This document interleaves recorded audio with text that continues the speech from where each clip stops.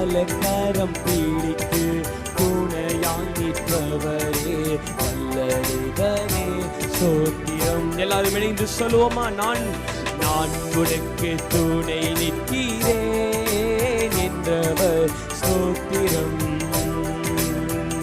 பாவத்தை ஜெயிக்க பரிசுத்தமாய் வாழ துணை நிற்பவரே ஸ்தோத்திரம். பாவத்தை ஜெயிக்க பரிசுத்தமாய் வாழ துணை நிற்பவரே ஸ்தோத்திரம். இரத்தத்தால்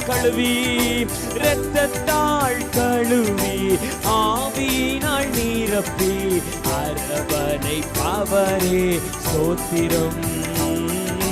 இரத்தத்தால்